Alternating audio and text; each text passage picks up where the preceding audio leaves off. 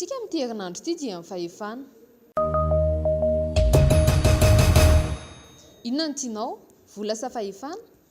Zavatra mitovy ihany izany vola sy fahefana izany satria izao manko raha ohatra ianao manam-bola dia manana an'ilay hoe pouvoir monétaire na fahefana vola, afaka mividy izay tianao ianao. Amin'ny tany ohatra ny hoe mbola mahantra Madagasikara amin'ny vahavany lalàna, afaka mividy ianao hatrany fitsarana raha ohatra izany misy. Raha ohatra hoe any amin'ny maizimaizina dia izay ilay atao hoe kolikoly, dia izay no atao hoe pouvoir monétaire. Raha manana fahefana koa ianao dia azonao ampiasana ilay izy itadiavam-bola.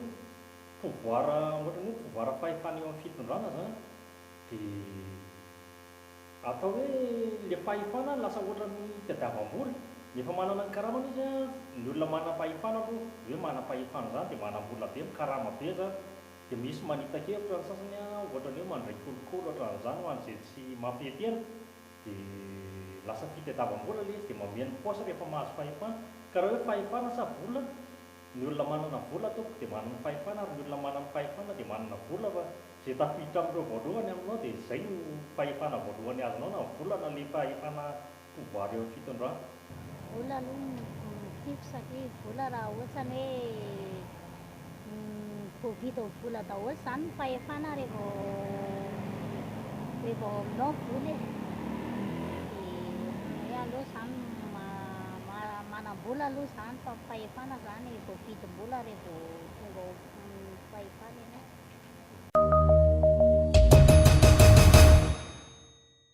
Manova toetran'olona ve ny fahazoana fahefana? Eny sa tsia? Amiko manokana atao hoe misy angamba mpitondra teo amin'ny firenena nihiditra teo izy olon-tsotra tsy manona an'aty fa fantatsika rehetra angamba izy zay vao maty voaingana izy dia miala teo izy tsy dia hita hoe songadina be loatra hoe tena nanan-karena be. Atao hoe tsy manova toetran'olona ihany izy raha izay jeren'izay raha iny président anankiray iny fa efa mpitondra filoha zany no tenenina. Fa ny sasany atao hoe misy ihany angamba reo hoe tsy nafetena dia nameny paosy ohatran'izany hatraty amin'ny commune no ilazaiko fa tsy any amin'ny présidence ihany. Tsy ihany no tenena fa hatraty amin'ny commune aty manodina vola kely rehefa tonga eo ohatran'izay hoe tsy mafetena kely tsy manana fahefana dia mampiova toetran'olona ilay izy raha izay zavatra izay.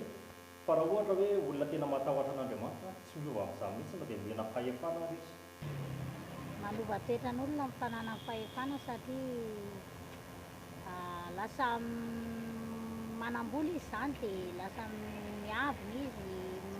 Izy koa amplisin'izay rehefa tonga eo dia tsy maintsy mameno paosiny izy izany, izay vao mahalala anao aty ambany izy izany.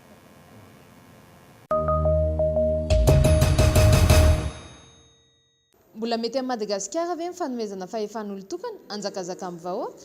Hazavao ny hevitrao.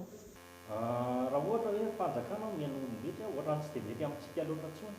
Tsy maintsy misy izany ilay hoe fanjakana mena olona maromaro, tsy maintsy misy mpitondra aloha izany e.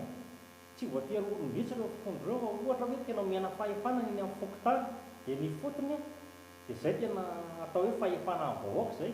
Tsy azo mena amin'ny vahoaka rehetrarehetra aloha hoe irana manana fahefana dia anjaka daholo ny vahoaka rehetrarehetra hoe za dia akatan'olona dia samy mifangalatra tany eny. Fa tsy maintsy misy mpitondra. Fa ilay hoe mpitondra no hoe eny fotony manomboka hatreny amin'ny fokontany dia eny amin'ny fokontany no mifieny eny ambony. Hoe raha tsy décision any avy eny amin'ny fokontany tsy mivoaka ny eo amin'ny commune, raha tsy décision amin'ny commune tsy mivoaka ny région, raha tsy décision amin'ny région tsy mivoaka ny faritany, ary ny faritany no manome firenena. Dia izay ilay fahefana eny amin'ny vahoaka tena miparitaka izy amin'izay. Ary izay no tena hitako hoe mety izay eny fotony izay fahefana paritaka eny fotony. Azo atao hoe fédéralisme sa décentralisation sa inona, fa izay no tena hitako mety. Fa raha mbola avangory eo am-pelantanana tokana lasitsika ohatran'ny hoe hifanongana eto hoe io mahazo fahefana ireo dia hifanongana fotsiny eto dia tsy sampihaza amin'ilay fahefana ngeza be mivangongo be eo am-pelantanana tokana. Fa alao ilay izy amparitaka dia ny amin'ny fokontany mihitsy no tena anaovana azy. Tsy mety aloha fa aleo ny hevitry ny be sy ny maro no arahana raha ny fanjakazakaan'ilay olo-tokana izany tsy mety satria izy tonga eo dia manao didadina na manao didi-pelebe izy izany dia tsy mety. Aleo ary tonga dia hoe fahefan'ny vahoaka mihitsy izany izay hevitry ny vahoaka ny arahana.